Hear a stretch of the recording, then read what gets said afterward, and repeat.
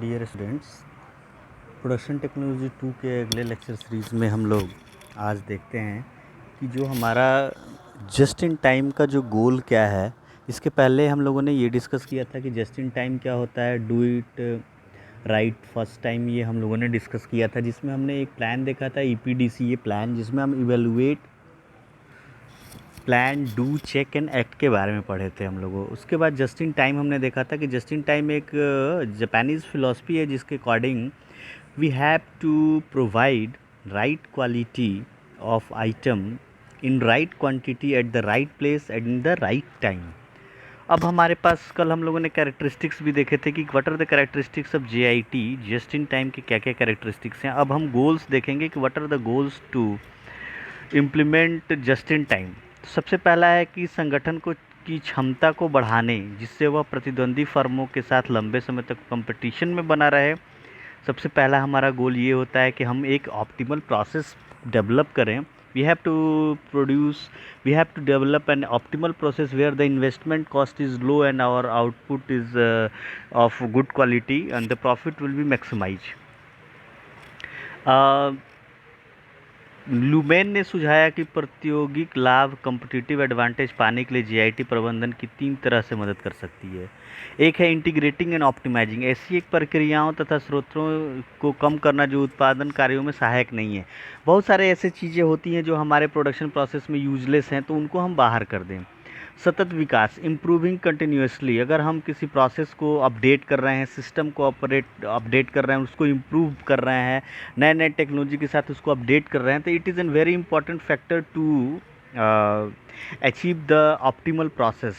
ग्राहकों से बेहतर संबंध, अंडरस्टैंडिंग द कस्टमर्स, हम ग्राहकों से फीडबैक लेते रहेंगे तो उसमें एक ये हमें पता चलेगा कि हमें अपने प्रोडक्ट को क्वालिटी को इम्प्रूव करने के लिए और क्या क्या चीज़ें करनी है। दूसरा हमारा होता है कि उत्पादन प्रक्रियाओं की दक्षता में वृद्धि करना। जो हमारे प्रोडक्शन प्रोसेसेस एग्जिस्टिंग हैं उनकी इफ़िशियंसी को हम कैसे वृद्धि कर सकते हैं, कैसे इंक्रीज कर सकते हैं। तो उत्पादकता जो होती है, प्रोडक्टिविटी में वृद्धि करना, मतलब हमारे जो पर्याप्त लागत है उसमें हमें कमी करने की ज़रूरत पड़ती है। अब हम बात करेंगे कि जीआईटी के लिए क्या क्या आवश्यकताएं हैं।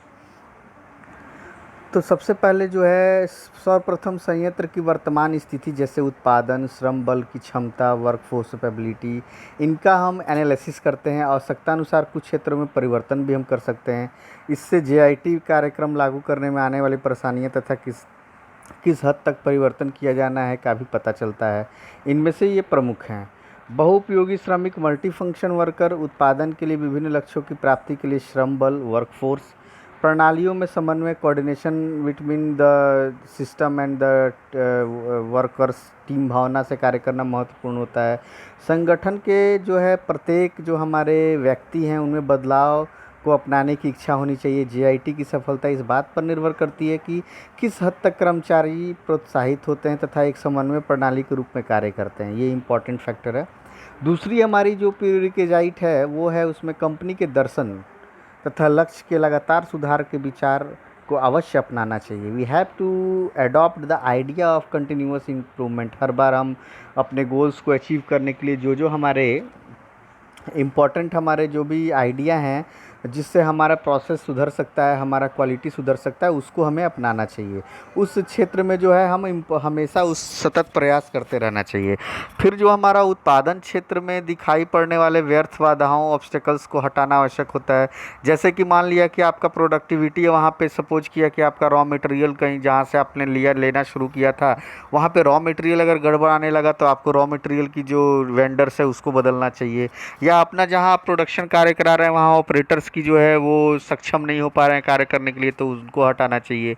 जीआईटी उत्पादन के अंतर्गत संयंत्र अभिन्यास, प्लांट लेआउट ऐसा होना चाहिए जिससे कि अधिकतम कार्य नम्यता, मैक्सिमम वर्क फ्लेक्सिबिलिटी प्राप्त हो। हमारा ऐसा प्लांट हमारा लेआउट होना चाहिए कि हम फ्लेक्सिबल हो पाएँ, उसमें चेंजेज करने के लिए हम सतत हमेशा तैयार रहें। सामान्यतः यह यू आकार का अभिन्यास बेहतर जाना जाता है, यू शेप में। Suppose the integrate and the left side में और राइट साइड में आपके लाइन से मशीनें होनी चाहिए और फ्रंट में मशीनें होनी चाहिए, ताकि जो है फ्लेक्सिबिलिटी बनी रहे, आपका जो है स्पेस बना रहे। पांचवा है, जीआईटी कार्यक्रम के सफल निष्पादन के लिए संगठन की योजना में भी नम्यता होनी चाहिए। जो हमारा ऑर्गेनाइजेशन प्लानिंग है उसमें भी हम फ्लेक्सिबिलिटी होना चाहिए। कुछ अच्छी चीज़ें हैं उनको हम एडॉप्ट कर लें, कुछ बुरी चीज़ें हैं तो उनको हम वहाँ से हटा दें। तो ऐसी चीज़ें जो होती हैं वो हमारे संगठन के लिए बहुत ही इम्पॉर्टेंट होती हैं। और ये प्रोसेस क्या करता है कि जो हमारा इम्पॉर्टेंट ये प्रोसेस को अगर अपनाया हमने तो हमारा जो क्वालिटी स्टैंडर्ड है वो मेंटेन रहता है। जैसे कि वॉल्यूम में परिवर्तन का समायोजन, उत्पादन का आधुनिकीकरण, जो हमारा जैसे आप देखते हैं कि कई बार कि जो कंपनीज हैं, जैसे जो बल्ब बनाने वाली कंपनीज हैं वो आज अपडेट होकर एलईडी बल्ब बना रही हैं, ट्यूबलाइट बनाने वाली कंपनी एलईडी ट्यूबलाइट बना रही हैं, फ़ैन बनाने वाली कंपनीज अपने आप को अपडेट कर लिया, उन्होंने रिमोट वाले फैंस बनाने शुरू कर दिए। कार बनाने वाली कंपनीज ने भी उसमें अपडेशन कर दिया, नए नए टेक्नोलॉजी के से उसको लैस बना दिया। तो ये सारी चीज़ें हमें डेवलपमेंट करते रहना चाहिए। उपकरण का चयन तथा श्रम नम्यता, बहुकौशल, मल्टीपल स्किल के श्रमिकों को हमें एम्प्लॉय करना चाहिए। कार्य केंद्र में कुछ स्वचालन अपनाकर अस्तमन समय, सेटअप टाइम को कम कर देना चाहिए। श्रम बल को सही समय पर अच्छी गुणवत्ता वाले उत्पाद के निर्माण के लिए जिम्मेदारी सौंप देना चाहिए। कल हम लोगों ने जेआईटी के एलिमेंट्स के बारे में भी देखा था, एक ग्राफ हमने देखा था, लेकिन इसको अभी पूरी तरीके से हमने एक्सप्लेन नहीं किया था, जस्ट ग्राफ को आपको बताया था। तो जेआईटी निर्माण में जो मानव भागीदारी होती है, जो पीपल इम्प्रूवमेंट होता है, इन्वॉल्वमेंट होता है, जेआईटी की सफलता की मूलभूत आवश्यकताओं के अंतर्गत संगठन के विभिन्न स्तरों पर कार्यरत कर्मचारी तथा संगठनात्मक उद्देश्यों की प्राप्ति हेतु उनका सहयोग पाना सबसे इम्पॉर्टेंट है। जो भी कर्मचारी, those who are the employer of your company, they play a major role in the development और in completing the need of the factory, उनका सहयोग पाना सबसे महत्वपूर्ण है। सहयोग तथा एग्रीमेंट को निम्न समूहों में होना चाहिए। कंपनी के स्टाफ, धारक तथा स्वामी, stock holders and owner of the company में अच्छी समन्वय होने चाहिए। सभी कर्मचारियों एवं श्रम संगठन, all employ and labour union, प्रबंधन और शासन, गवर्नमेंट, ये सारी चीज़ों की भागीदारी अगर आपके फैक्ट्री में है तो your factory will be following just in time, will follow the just in time. गुणवत्ता चक्र संचार प्रशिक्षण का प्रयोग करके तथा कर्मचारी के जॉब का मान बढ़ाकर उसको सहयोग प्राप्त किया जा सकता है तथा परिवर्तन होने वाले प्रतिरोध को कम किया जा सकता है। जैसे एम्प्लॉयर को चेंज करने से हम उसको रोक सकते हैं, उसको प्रोत्साहित कर सकते हैं, उसके वर्क को हम बढ़ावा दे सकते हैं, उस ट्रेनिंग दे के क्वालिटी सर्कल जो है उसको हम इम्प्रूव कर सकते हैं। उसके बाद हमारे जो प्लांट्स होते हैं, हम प्लांट्स में 4 चीज़ें हमने देखा था, संयंत्र विन्यास, बहुउपयोगी श्रमिक, कैनबान और मांग युक्त उत्पादन। तो इसमें क्या होता है कि संयंत्र में अनेकों परिवर्तन होते हैं, जैसे संयंत्र अविनाश, प्लांट लेआउट में हम चेंज कर सकते हैं। बहुउपयोगी श्रमिक, मल्टी फंक्शन वर्कर्स को ला सकते हैं। डिमांड पुल प्रोडक्शन मतलब जो प्रोडक्ट की डिमांड ज़्यादा है उसको हम प्रोड्यूस कर सकते हैं। कैनबैन मतलब स्वनिरीक्षण, सेल्फ इंस्पेक्शन, पदार्थ की आवश्यकता नियोजन, मटेरियल रिक्वायरमेंट प्लानिंग। एमआरपी क्या होती है? मटेरियल रिक्वायरमेंट प्लानिंग हम कर सकते हैं कि हमारे मार्केट से कितना ऑर्डर आया है और उस ऑर्डर के लिए what is the right quantity we have to purchase, कौन सा राइट क्वांटिटी हमें खरीदना है वो हमें चाहिए। कैनबैन सिस्टम में क्या होता है कि हम स्वनिरीक्षण करते हैं, इवेलुएट करते हैं, जैसा कि हमने द जीरो डिफेक्ट पॉलिसी में भी पढ़ा था, जो do it right first time में भी ये देखा था कि सबसे पहले हम इवेलुएट करते हैं। तो यहाँ इवेलुएशन की जगह हम सेल्फ इंस्पेक्शन करते हैं। सेल्फ इंस्पेक्शन करने से हम कमियों को खुद ब खुद दूर कर सकते हैं कि हमारी जो रॉ मटेरियल की रिक्वायरमेंट क्या है, what is the material requirement planning, what is the requirement of the machine tool, हमारे मशीन टूल के लिए क्या आवश्यकता है, हमारे जो रॉ मटेरियल है उसके लिए क्या आवश्यकता तथा विनिर्माण संसाधन नियोजन, manufacturing resource planning. MRP second, 2 MRP यहाँ पे है, मटेरियल रिक्वायरमेंट प्लानिंग और है एक machine resource manufacturing resource planning. तो मटेरियल रिक्वायरमेंट प्लानिंग में हमें ये प्लान करना होता है कि हमारा रॉ मटेरियल कितनी दूरी से आएगा, वो दूरी को हम डिस्टेंस को कम करें, हम लोकली उसको खोजते हैं कि राइट क्वालिटी का मटेरियल हमको लोकल बेस पे मिल जाए। और दूसरी चीज़ हम ये खोजते हैं कि हमारे मटेरियल को लाने में काफ़ी टाइम नष्ट ना हो। मटेरियल अगर फैक्ट्री आया तो उसको राइट मशीन पे पहुंचने पे काफ़ी टाइम ना लगे, वो राइट क्वालिटी का हो। दूसरी चीज़ कि जब हम वो फॉलो करते हैं मैन्युफैक्चरिंग रिसोर्स प्लानिंग, तो उसमें हम ये देखते हैं कि जो हमारा मशीन है वो बिल्कुल अच्छे तरीके से तैयार है, उसमें कोई ब्रेकडाउन की संभावनाएं नहीं है, कि जो क्वांटिटी का जो हमारे क्वांटिटी का रॉ मटेरियल का वर्कपीस को हम चेंज करने वाले हैं, उसके लिए वो वहाँ पे कोई प्रॉब्लम नहीं है, सारी चीज़ें अच्छी तरीके से फिक्स की गई हैं। फिर जो हमारा ऑपरेटर है वो सही तरीके से उस प्रोसेस को जान रहा है। तो ये सारी चीज़ें हम मटेरियल मैन्युफैक्चरिंग रिसोर्स प्लानिंग में करते हैं। फिर तीसरा आता है हमारा प्लांट। प्लांट पे हम क्या करते हैं, प्रणाली जिसको हम बोल सकते हैं या सिस्टम बोल सकते हैं। तो किसी संगठन में प्रणाली या सिस्टम का तात्पर्य उस तकनीकी अथवा प्रक्रम से है, उस टेक्नोलॉजी या प्रोसेस से है जो उत्पादन कार्य में प्रयुक्त हो रहे हैं।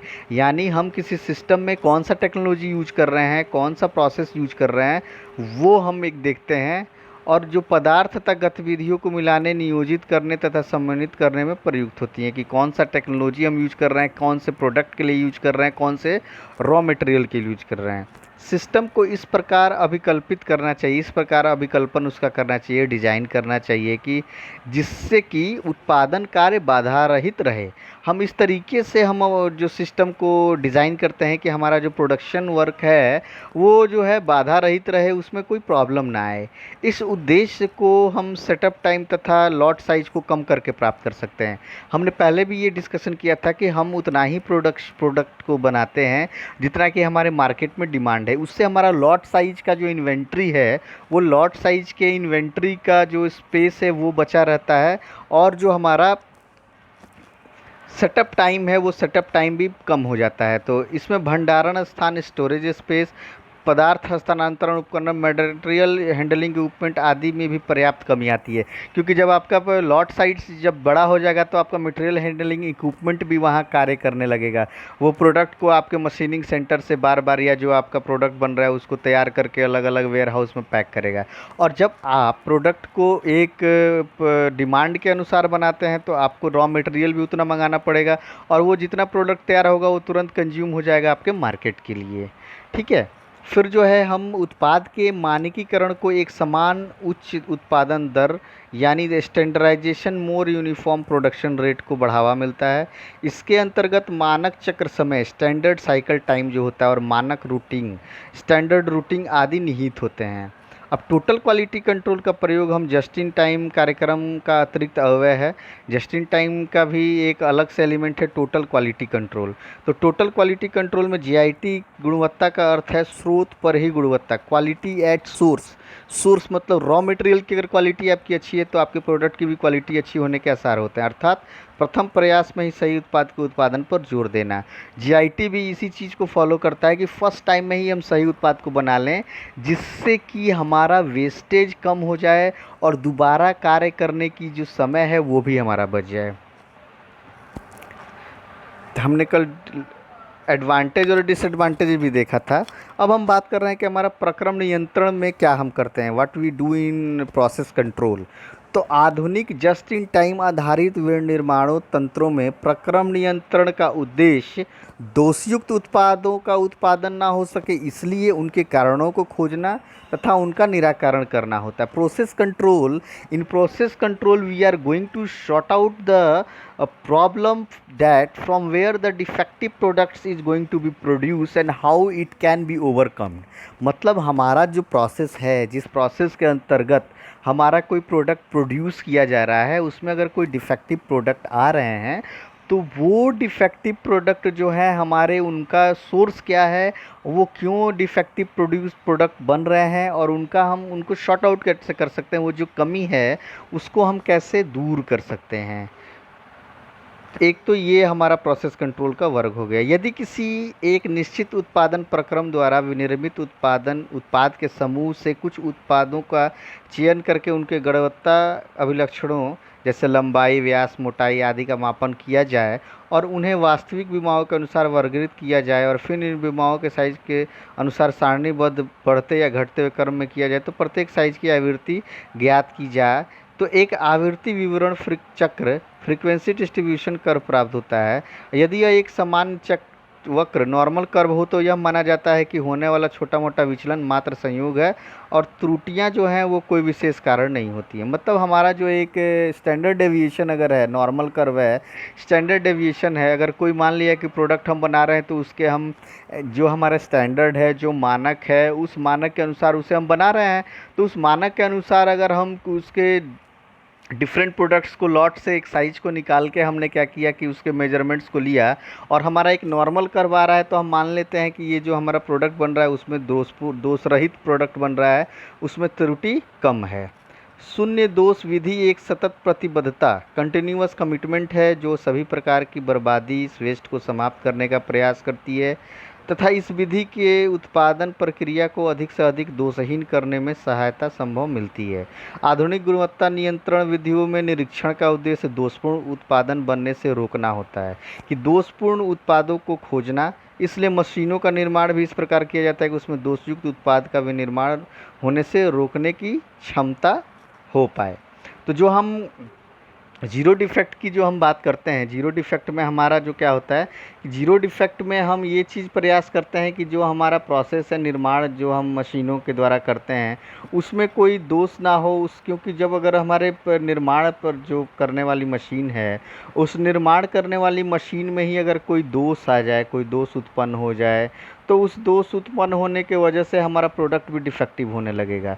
तो हम क्या कोशिश करते हैं कि हमारा एक जो है हम इवेलुएट करते रहते हैं, विधियों का निरीक्षण करते रहते हैं कि हमारे विधियों में कहीं से कोई त्रुटि ना हो ताकि हमारा जो प्रोडक्ट हो वो अच्छे से अच्छे तरीके का बने, उसमें कम से कम डिफेक्टिव हो। दूसरी जो टॉपिक हम शुरू करने वाले हैं उसमें क्या है कि जो जीरो डिफेक्ट कॉन्सेप्ट, हमारा जीरो डिफेक्ट कॉन्सेप्ट क्या होता है। हम जीरो डिफेक्ट कॉन्सेप्ट को अगर अपने फैक्ट्री के लिए अपनाते हैं तो उस क्या फ़ायदे मिलेंगे ये हम देखेंगे। तो इसकी सबसे पहले हम परिभाषा देखते हैं कि परिभाषा से हम क्या समझ पाते हैं। तो जीरो डिफेक्ट संकल्पना, शून्य दोष संकल्पना, zero defect concept, zero defect concept एक प्रबंधन कार्यक्रम का फॉर्मूला है जो उपक्रम में कार्यरत ऐसे कर्मचारियों की स्वैच्छिक भागीदारी चाहता है जो लक्ष्य की गुणवत्ता की जिम्मेदारी अपने हाथों में लेना चाहते हैं। यानी जीरो डिफेक्ट कॉन्सेप्ट हम उसी इंडिविजुअल को फैक्ट्री में सौंप सकते हैं जो ये गोल या ये चैलेंज लेने के लिए तैयार हो कि जो हमारा प्रबंधन है, जो हमारा प्रोडक्ट साइकिल है, जो हमारा मैन्युफैक्चरिंग ऑपरेशंस है, जो हमारा प्रोसेस जो है रॉ मटेरियल को फाइनल प्रोडक्ट बदलने में जो लग रही हैं, उसको हम उसके गुणवत्ता को हम अपनी गुणवत्ता नीतियों का इस्तेमाल करके उसके डिफेक्ट को कम से कम कर सकें।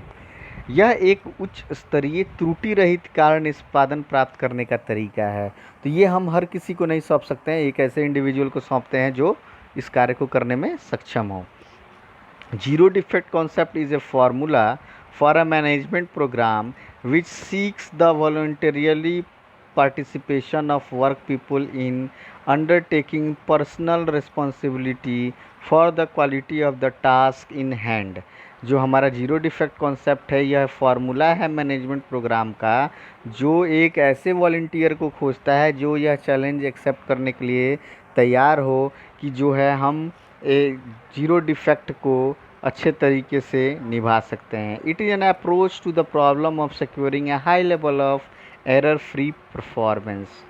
अब मूल संकल्पना क्या है, what is the we can say कि प्रिंसिपल कॉन्सेप्ट क्या है। तो प्रिंसिपल कॉन्सेप्ट में एक जो है मैं एक महानुभाव का नाम दिया गया है। इसमें 1961 में फिलिप क्रोसेबी ने सर्वप्रथम शून्य दोष की मूल संकल्पना प्रस्तुत की। जो कॉन्सेप्ट, जो प्राइमरी कॉन्सेप्ट, जो इसका जो बेसिक कॉन्सेप्ट है वो जो है वो प्रस्तुत किया कि जीरो डिफेक्ट का जो है कैसे हम कार्य करता है, तथा बाद में इसको सुधार के 80 के दशक में गुण नियंत्रण करने के लिए इस पद्धति को अपनाई गई जिसमें कार्य समय का एक बड़ा भाग लगभग 40 से 50% सिर्फ निरीक्षण आदि कार्यों में व्यय हो जाता था। जब ये जीरो डिफेक्ट कॉन्सेप्ट आया तो जीरो डिफेक्ट कॉन्सेप्ट को अपडेट करके क्वालिटी कंट्रोल कॉन्सेप्ट को मैन्युफैक्चरिंग इंडस्ट्रीज़ में अपनाया गया और इस कॉन्सेप्ट के अंतर्गत यह पाया गया कि 30 से 40% जो हमारे प्रोसेस का जो पार्ट है, जो 30 से 40% जो हमारा वर्क है, उसमें हम निरीक्षण का वर्क 30 से 40% करेंगे। मशीन का निरीक्षण करेंगे, रॉ मटेरियल का निरीक्षण करेंगे, प्रोसेस का निरीक्षण करेंगे, जो प्रोडक्ट बन के आ रहा है उसके सैंपल का निरीक्षण करेंगे। बार बार हम कंटिन्यूअस कुछ कुछ इंटरवल्स पे अपने सारे एम्प्लॉई का निरीक्षण करेंगे कि वो सही तरीके से जो मानक हमने दिया है, जो स्टैंडर्डाइजेशन हमने फिक्स किया है, उस स्टैंडर्डाइजेशन के अकॉर्डिंग वो कार्य कर रहे हैं या नहीं कर रहे हैं, ये सारी चीज़ें हम देखते हैं। इसमें क्या होता है कि जो हमारा क्वालिटी कंट्रोल में हम जो निरीक्षण कार्य करते हैं 40 से 50%, उसमें हम यह पता लगा लेते हैं कि हमारा जो डिफिशियंसी है वो किस जगह से है। रॉ मटेरियल में अगर डिफिशियंसी है तो रॉ मटेरियल को हम चेंज कर सकते हैं। मशीन मैन्युफैक्चरिंग मशीन्स में डिफिशियंसी है तो उसको चेक कर सकते हैं। तो प्री इवैल्यूएशन करने से हम यह तैयार कर लेते हैं अपने आप को कि जो भी डिफेक्टिव्स हैं उसको हम दूर कर लें, और दूर करने के बाद क्या है कि हम एक तरीके से ये कह सकते हैं कि जो हमारा प्रोडक्ट बन के आएगा, वो जो प्रोडक्ट होगा वो बहुत ही दोष रहित होगा। अब 90 के दशक में क्या हुआ कि गुणवत्ता नियंत्रण गतिविधियों के जरिए उत्पाद की क्वालिटी को सुधारने और निरीक्षण परीक्षण आदि गतिविधियों को न्यूनतम करने के प्रयास किए गए। जो निरीक्षण परीक्षण की जो गतिविधियां थी, जो हम 40 से 50% निरीक्षण में हम समय बर्बाद करते थे, तो हम क्वालिटी कंट्रोल जब 90s में आया तो उसमें हम इसको कम कर दिए।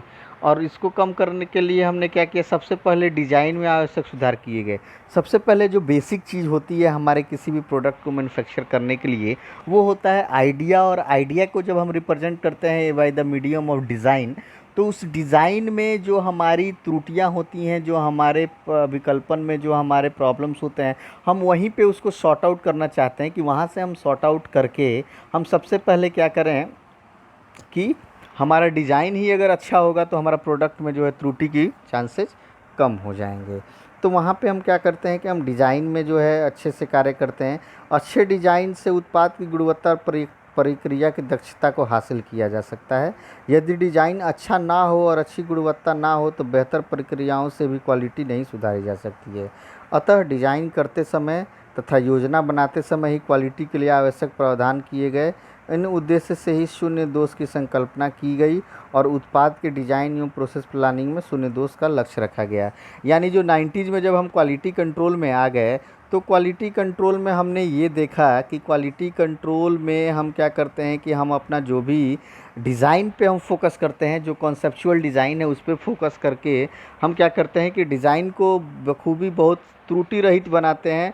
प्रोसेस की जो प्लानिंग करते हैं, अगर हमारा डिज़ाइन के अनुसार प्रोसेस प्लानिंग भी अच्छी तरीके से हमने किया तो प्रोसेस प्लानिंग भी हम बेहतरीन तरीके से बनाते हैं। प्रोसेस प्लानिंग करने के बाद जो है, अगर हमारा डिज़ाइन अच्छे तरीके से बन गया, प्रोसेस प्लानिंग अच्छे से हो गया, तो जो हमारा लक्ष्य होता है जीरो डिफेक्ट का, उसे हम अचीव करने में सफल होते हैं। तो ये फिलिप कोरबेसी का जो आपने देखा फ़िलॉसफ़ी, वो 1960 से शुरू होकर 1990s तक धीरे धीरे जो अलग अलग टाइप के जो हमारे कार्य थे, जैसे आपने देखा कि 1980s में हम 40 से 50% जो कार्य था वो निरीक्षण में करते थे। निरीक्षण करने के बावजूद क्या है, निरीक्षण जब हो जाती थी तो उसके बाद धीरे धीरे 1980s में जब हम आए तो हम क्वालिटी कंट्रोल को ले आए। क्वालिटी कंट्रोल में हम इंस्पेक्शन के वर्क को रिड्यूस किए और हम डिज़ाइन पे फोकस करने लगे कि अगर किसी प्रोडक्ट का डिज़ाइन जो है वो बेहतरीन है, उसमें कोई त्रुटि नहीं है, तो डिज़ाइन जो हमारा होगा वो डिज़ाइन बहुत ही खूबसूरत तरीके से बनाया जाएगा, तो त्रुटि रहित होगा। तो उसके हिसाब से जो हमारी प्रोसेस प्लानिंग होगी, वो प्रोसेस प्लानिंग भी सही तरीके की बनेगी। और जब वो मैन्युफैक्चरिंग के लिए जाएगा तो हमारा मैन्युफैक्चरिंग किया गया प्रोडक्ट भी जो है वो अच्छे तरीके का होगा। तो हम ये कह सकते हैं कि हम जब इन चीज़ों को अच्छे तरीके से अगर अपनाते हैं तो जो हमारा जीरो डिफेक्ट की जो अचीवमेंट की जो क्वालिटी है वो हम अच्छे तरीके से पा सकते हैं, कि जीरो डिफेक्ट जो क्वालिटी है वो हम उसके गोल को अचीव कर सकते हैं। तो अब आज के लेक्चर में हमने इतनी सारी चीज़ों को मैं कंक्लूड कर दूं एक बार आप लोगों के लिए, कि सबसे पहले हम लोगों ने देखा कि जो हमारा प्रोडक्ट जो मॉडर्न कॉन्सेप्ट क्वालिटी कंट्रोल के हैं, उसमें जो है हमने दो चीज़ें देखी। एक, क्वालिटी कंट्रोल क्या होता है ये देखा। फिर उसके एडवांटेजेस देखे और do it right first time हमने देखा जो प्रथम बारी में ही सही कार्य करे, जस्ट इन टाइम देखा हमने, इसके जो कैरेक्टरिस्टिक्स देखे, फिर हमने जस्ट इन टाइम के गोल्स देखे, फिर हम जीआईटी कार्यक्रम की आवश्यकताएं हम लोगों ने देखा कि क्या क्या आवश्यकताएं हैं जीआईटी को अगर किसी फैक्ट्री में लेके आना है तो जीआईटी के कौन कौन से एलिमेंट्स हैं जो जीआईटी को सफलतापूर्वक किसी संयंत्र प्लांट के अंदर उसको फॉलो कराते हैं। फिर हम लोगों ने क्या देखा कि इसकी लाभ और सीमाएं क्या हैं। फिर हम देखे प्रोसेस कंट्रोल और उसके बाद हम लोगों ने ये पाया कि प्रोसेस कंट्रोल जो है वो हमारे जीरो डिफेक्ट की जो फिलॉसफी है, जीरो डिफेक्टिव का जो गोल है, उस जीरो डिफेक्टिव के गोल को अपनाने के लिए बहुत ही इम्पॉर्टेंट रोल प्ले करता है। अगर हम जीरो डिफेक्टिव के रोल को अपनाएं, जीरो डिफेक्टिव के जो है हमारे कॉन्सेप्ट को अपनाएं, तो हमारे फैक्ट्री का जो है वो प्रॉफिट भी बढ़ सकता है और प्रॉफिट बढ़ने के साथ साथ जो है हमारा प्रोडक्ट का क्वालिटी जो है वो भी स्टैंडर्डाइज हो जाएगा और उसके वजह से हमारे प्रोडक्ट की जो है मार्केट में बहुत ही इम्पॉर्टेंट पोजीशन मिल जाएगी और वो सतत डिमांड में रहेगा। तो अगले लेक्चर सीरीज में हम प्रोसेस कंट्रोल के बाद द जीरो डिफेक्ट कॉन्सेप्ट की जो हम लोगों ने मूल संकल्पना पढ़ी, उसके बाद जो जीरो डिफेक्ट टारगेट है उसके बारे में पढ़ेंगे।